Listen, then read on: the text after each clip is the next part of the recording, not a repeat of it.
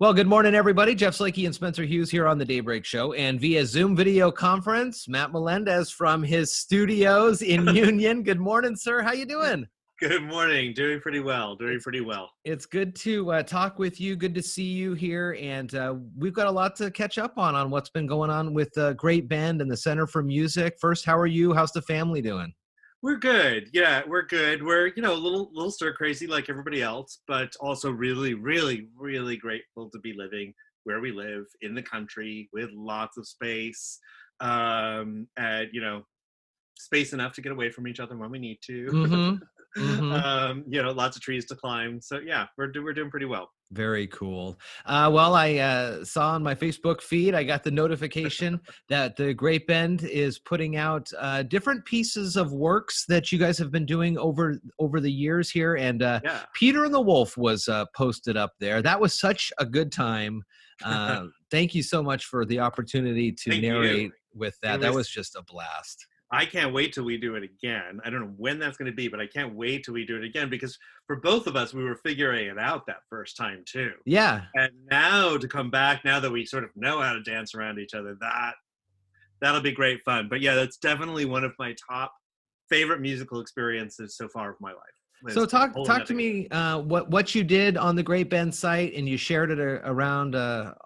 What's the reasoning behind this? Yeah, so I mean, well, again, we're looking for ways to keep people connected. Our mission is all about keeping people connected. We just use music. So now that we can't actually physically meet, we've been looking for ways to keep people connected and keep people connected to what's so amazing about this community as well as with each other.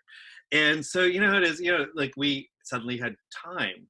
And so I just started going through personal archives of things that I've either produced or conducted or sung in Mason County since 2005. I've lived here since 2000, but since 2005. And was just, like, oh my gosh, there's a reason there's such a big box in the attic of and literally it was a box in the attic of CDs and DVDs.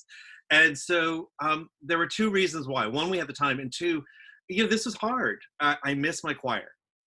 I miss the interaction. I miss the kids in particular. And I think what really hit me hard about 3 weeks ago was realizing that the next time I'm together, particularly with my choir kids, they're going to be so different. It's going to be completely different.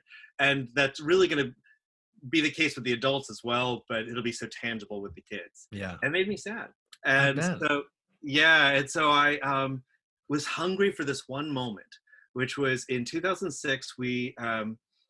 It was the first crazy set of classical music I was doing out here. Everybody thought I was nuts. And we had this amazing orchestra out playing Copland's Appalachian Spring. And the full story is on the website, but it was just this moment where it was just like, oh yeah, this is the best. And it was my first experience of a Mason County audience. And I mean, there just are no better audiences. And so, I was talking to some friends that are like, you should put that up. And so we're starting a couch concert series of all of those things, all kinds of music that I've produced and been a part of in Mason County. And so that was the first one I went up last week. Second one went up today, and it's our Peter and the Wolf from January of 2019. And that was such a fun experience to bring the kids in from across the counties to watch across the county to watch that at the high school and to be able to perform it with such great musicians on Appalachian Springs. It's the choral version. It's the singing version. Is there any music behind it? No, it's purely instrumental. It's the ballet. Okay. It's the ballet, which you don't normally hear, which is the first thing he composed. So Martha Graham commissioned it. She got basically a major donor to commission something for her. She commissioned Copland to do this ballet that was going to be premiered in Washington, D.C. And so it's about 10 minutes longer than what you're used to hearing. But that inaugural festival we did was two operas, two fully staged, fully costumed operas. It was 26 concerts over 12 days out here on Hood Canal. Wow. So it included two operas, 4 chamber orchestra concerts, and Appalachian Spring was one of those, 4 chamber choir concerts, a 4-part American song series, a jazz series, and then we had a couple guest artists as well. And then the whole thing wrapped up on the 5th anniversary of 9/11 with a 9/11 memorial concert that was made up mostly of music that had been commissioned in the wake of that disaster. So it was a new music thing then. And again, it was so much music that by the time it was done, I was just exhausted, and like to think about going back and listening, I just didn't. And then over the years, actually listening to CDs is not as easy as it used to be. No, it's hard. Yeah. So one thing led to another, and that brings up, I mean, the kids coming to Peter and the Wolf. So as we post these couch concerts, we're posting our program notes and my reflections or other artists' reflections about what it was like, but also teachers' guides, because there are so many kids and parents looking for activities right now. So each one of these things is 30, 40 minutes long. And so far, I've been able to find teacher's guides for most of them. So for Peter and the Wolf, it's our own teacher's guide that we put together. And I love that I finally get to show off on this too. If you go to the link, you can also see a selection of the kids' responses to the concerts, which I and a couple board members have been the only people to see, and they're just awesome. Oh, right there, the post-concert reflections. Yeah, they're just the illustrations are great, the questions are great, the favorite moments are great, and we have 800 of them. Oh my gosh. So yeah, That's awesome. so just really great. So as we go forward, I'm going to continue to try to do that. We have at least 8 weeks of these coming up. So the next of which I just got permission for, I think the next will be Bon Appetit, which is an opera. It's a chamber opera, so it's only 30 minutes long. We did it out here on Hood Canal with one of Seattle's most popular mezzo-sopranos, Katie Weld. And it's this composer who's about my age who had this idea of like, he loved Julia Childs. And this was before Julia Childs had her moment about 10 years ago. Uh-huh. And he wrote an entire opera where the words, the libretto for the opera, are literally word for word one of her cooking shows. And so that's what this opera is, and it's about baking a chocolate cake. And a lot of Mason County folks will remember because it was a packed house that night, and like she made the cake while singing it and whatever, and we had it staged with a real cake at the end or whatever. And for the inaugural performance, then people walked in for the entire audience because it was opening night with a whole slew of cakes on the other, and everybody had cake afterwards. It was just fun. A really, really great evening. But it's such a fun, delightful, like, you totally hear Julia Child, and it's the kind of thing you never really get to do. Like, this is not something McCall Hall would ever do. No. You know, there's just no whatever. And so it's kind of fun to like, oh, this might be a good use for all of this really great stuff. And at the very least, it's so many great, great memories. And so everything recorded in Mason County, everything. GreatBendMusic.org is the website. Yep. You can also get there through the Facebook page, and we'll put the links to that. And we're posting couch concerts under the stories section. Couch concerts. Okay. Yeah. Very cool. Have you been able to connect with the choir like this virtually over Zoom or whatever? Yes. Sing and stuff? We can't sing over Zoom. Although there's a new University of Arizona experiment to try to fix that, but I don't think it's going to help us. It's really trying to sing and rehearse over Zoom. I'm one of hundreds of choir directors. Like, yeah, there's a work because Zoom is so smart.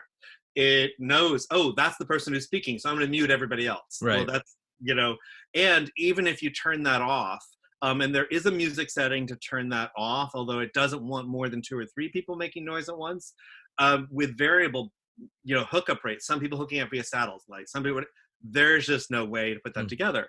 So we've had an interesting experience. So we started meeting virtually the first week of March. The first 3 or 4 weeks, we tried to be productive. While I also put all of my college teaching skills to work. I'm like, okay, I'm gonna do an online course version of this and put the lessons up online with clips to like listen to, and here's my coaching on this or whatever, which is a very different way of approaching choir. By the time we got 4 weeks in, we were like, yeah, this is not working. So I was like, so I need a break. I'm gonna take a week off. And it was funny, taking 1 week off, the choir was like, yeah, we don't really want to try to work on the music, but we still want the weekly meetings. Yeah. And so we've started, after years of being badgered into this and saying no, we've started cocktail choir on Tuesday nights. So, which is what a lot of folks have always wanted choir to be. Uh-huh. That's great. It's great. And those have been really, really fun. So we do have 3 virtual choir projects going right now. But it's really interesting. I would not have predicted this. It's not a good fit for everybody. and yet you wouldn't have predicted who it's a good fit for and who it's not. It's a Yeah. complete swath through the choir. Some of my strongest singers are like, no, it's about being in the room with other people. I can't do this. Some of my strongest singers are like, oh, this is awesome. I've always wanted to do this. But the wild thing is we have people participating from all over the country. And so that's kind of cool as well. And it started out as sort of a friend network thing, but now as it sort of grows, it's sort of becoming its own thing. And that's lovely and it's wonderful, but it's not my choir. Do you think it's something with the way some folks like to be in public and not the introvert extrovert kind of thing? Like they can be in their home and they can sing like they thought they It's always more could complex. have? Yeah, no, it's more complex than that. It's funny. It's the introvert extrovert thing is certainly a part of it, but I voice singing is a harder thing than any other instrument because it's your voice, and so it's how you take up space in the world. It is it's as closely tied to your identity as how you look, and so in a choir you can, if you don't want to listen to yourself, you can lose yourself in the greater sound. Here you have to love the way you look and you have to love the way you sound. And so for me as a teacher, it's really heartbreaking because I'm trying to get people like, just record one video, just send it in, whatever. Because I'm telling you, you're gonna hear it after I've given you, you're gonna go, oh wow, that's good. Oh wow, that's good. And I have great empathy for how hard it is to look at yourself on video. I have great empathy. And slowly but surely, but it's a completely different thing. And it requires a level of active engagement. It's not just like, I'm just gonna show up for rehearsal and get it done to me. I actively have to schedule, meet benchmarks, or there's a level of active participation that for something that for a lot of folks is recreational and about the community more than it is about the music. For most folks, feels a little too much like work. Mm-hmm. And so, so we're learning a lot. Yeah, we're really, really learning a lot. In the meantime, I'm like, okay, I'm missing this. What else can we do? So we have completely rebuilt our business model in line with where we were going in terms of, and I think still are going in terms of a collaboration with the YMCA. And we're just putting all kinds of classes online as quickly as I can get them up. Children's music fundamental classes, how to read music. The first one went up last week. It's one of my two most popular courses at Olympic College. The History of American Popular Music, based on Larry Starr's from the University of Washington, is a really great textbook. And Music and Film and Television will be going up in the next couple of weeks. It's a light version. It's not like that college credit version. Mm-hmm. It's a light, interactive, like, hey, check this out. And did you know, when he chose this is what he was thinking, that kind of version. So we're throwing those sorts of things up to see if people are interested in that. Again, experimenting with how we can continue to add value to the community while we're in this state. Well, that's a whole new world, and we're working through it. Yeah, it's a whole new world. And for us too, I had a bunch of choir members last week be like, oh, we'll be able to rehearse again in the fall. I'm like, we very well might. But to be able to plan a 16-week term, plan a concert, book a venue, and book an orchestra with, that we're not gonna be able to, I don't think we're gonna be able to do that in the fall. Right. And so let's continue to be creative and brainstorm and figure out at least how we stay connected and stay some momentum going. Well, you stay connected. Community needs. You stay connected by going to greatbandmusic.org. That's a good place to start. Also on Facebook with the links we'll put to that, where you can see some couch concerts. I'm going to show the family those. That'll be fun. Good to see you, Matthew, and good to catch up. You, Jeff. Catch up with you. I have a message for Stephanie. Yeah. I feel personally attacked by her commitment to her running routine. Just so she knows. Well, you and me both, my friend. You and me both. All right. Good to see you. Have a good one. Take care. Bye. Bye.